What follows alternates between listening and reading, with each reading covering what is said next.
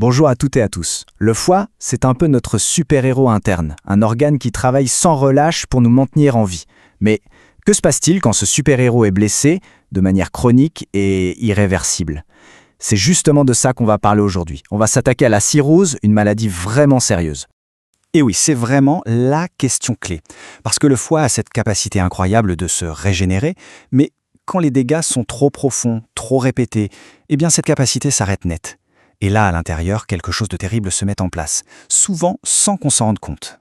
Allez, c'est parti. On entre dans le vif du sujet. Pour que tout soit bien clair, il faut commencer par la base, la définition même. La cirrhose, concrètement, qu'est-ce que c'est?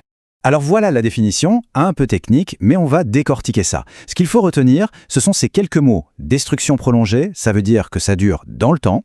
Ensuite, tissu cicatriciel fibreux et nodules. En fait, imaginez, le foie est agressé en permanence, il essaie de se guérir, de se réparer, mais il le fait de façon complètement anarchique. Au lieu de recréer de belles cellules qui fonctionnent, il fabrique du tissu cicatriciel, de la fibrose qui est inutile et rigide.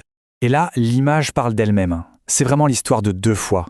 D'un côté, le foie sain, tout lisse, efficace, une vraie usine de pointe. Et de l'autre, le foie cirrhotique, tout dur, plein de bosses, fibreux. L'analogie du superordinateur dont on coulerait les circuits dans du béton, elle est parfaite. C'est exactement ça. Toute la structure de l'organe est saccagée, et forcément, ses fonctions vitales, elles ne peuvent plus être assurées correctement. Bon, on a vu les dégâts à l'intérieur, maintenant la question c'est comment est-ce que ça se voit de l'extérieur? Parce que le piège de la cirrhose, c'est qu'elle est très très longtemps silencieuse. Mais quand les signaux d'alerte finissent par apparaître, en général, ils ne viennent pas seuls. Voilà les signes qu'on peut voir. Le plus connu, c'est l'ictère, la fameuse jaunisse, quand la peau et les yeux deviennent jaunes. C'est simplement parce que le foie n'arrive plus à éliminer un déchet, la bilirubine.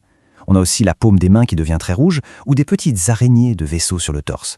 Tout ça, ce sont des signaux que la circulation et les hormones sont déréglées. Et puis, il y a ce gonflement au niveau du ventre, la cite ou des jambes. Là, c'est plus grave. Ça veut dire que la pression dans les veines du foie est devenue beaucoup trop forte. Mais les signaux d'alerte ne sont pas seulement visuels, il y a aussi ce qu'on ressent. D'abord, une fatigue, mais pas une petite fatigue, non, un épuisement total, ce qu'on appelle l'asthénie. Le métabolisme est complètement à la ramasse, le corps devient aussi plus fragile, on saigne plus facilement parce que le foie ne fabrique plus ce qu'il faut pour la coagulation, on tombe malade plus souvent, le système immunitaire est affaibli, et il y a même ce signe très particulier, une odeur de l'haleine qui change parce que les toxines ne sont plus filtrées et s'accumulent. Et là, on aborde l'une des complications les plus terrifiantes vraiment, l'encéphalopathie hépatique. Le principe est simple et effrayant, le foie ne fait plus son boulot de filtre, donc des poisons, des toxines s'accumulent dans le sang et montent jusqu'au cerveau. Et la progression est terrible. Ça commence par une simple confusion, des moments d'absence, puis ça évolue vers un coma, d'abord léger, puis profond. C'est une descente progressive, un déclin de la conscience qui est vraiment tragique. Ok, on a vu les symptômes, les complications, mais à l'origine, qu'est-ce qui provoque une telle destruction du foie? D'où ça vient? C'est ce qu'on va voir maintenant. Ce graphique est très parlant. Dans l'immense majorité des cas, il y a deux grands responsables. Le premier, c'est l'alcoolisme chronique. Le deuxième, ce sont les hépatites virales, principalement les hépatites B et C. À eux deux, ils expliquent presque tout. Mais attention, il n'y a pas que ça. On peut aussi développer une cirrhose à cause de maladies des voies biliaires ou même de maladies génétiques, comme l'hémochromatose, une surcharge en fer, ou la maladie de Wilson, qui est une surcharge en cuivre. Une fois installée, comment est-ce que la maladie évolue? Il faut bien comprendre que la cirrhose, ce n'est pas quelque chose de stable. C'est une maladie qui progresse, souvent par à-coups, et qui, comme on va le voir, peut déboucher sur des problèmes vraiment, vraiment graves. En gros, on peut diviser l'évolution en deux grandes étapes. D'abord, il y a la cirrhose compensée, c'est la phase cachée de l'iceberg. Le foie est déjà bien abîmé, mais il serre les dents, il compense et arrive plus ou moins à faire son travail. Ça peut durer des années sans qu'on s'en aperçoive. Et puis, un jour, c'est la rupture. On passe à la cirrhose décompensée. Là, le foie n'y arrive plus. C'est le moment où les complications graves qu'on a vues tout à l'heure débarquent et la maladie montre son vrai visage. Et ces complications majeures, quelles sont-elles? Il y en a trois principales à retenir. La première, c'est l'hypertension portale. La circulation est bloquée dans le foie, donc la pression monte en amont dans une grosse veine. Le risque, des ruptures de vaisseaux, des hémorragies internes massives. La deuxième, c'est l'insuffisance hépatocellulaire. C'est simple, le foie est en faillite, il n'assure plus ses fonctions vitales. Et enfin, le troisième grand risque, et pas des moindres, le cancer du foie. Un foie cirrhotique, c'est un terrain extrêmement propice au développement d'un cancer.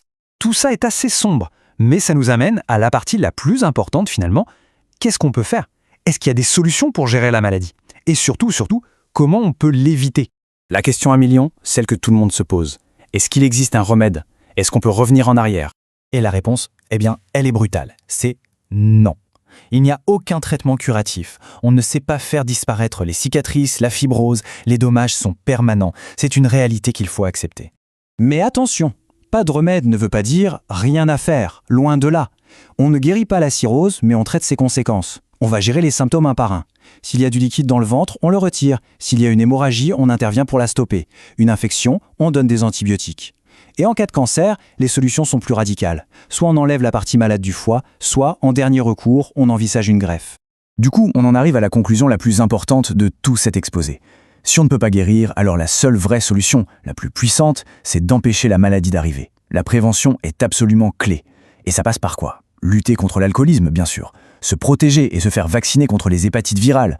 Et surtout, prendre en charge très tôt n'importe quelle maladie chronique du foie, avant qu'elle n'ait le temps de faire des dégâts irréparables. Ce qui nous amène à une dernière pensée, une question qu'on devrait tous se poser. Notre foie, c'est notre gardien silencieux. Il bosse, il filtre, il nous protège, sans jamais rien dire. Souvent, il ne se plaint que lorsqu'il est déjà trop tard. Alors la vraie question, c'est comment est-ce qu'on protège ce gardien, au jour le jour? C'est une réflexion essentielle pour notre santé.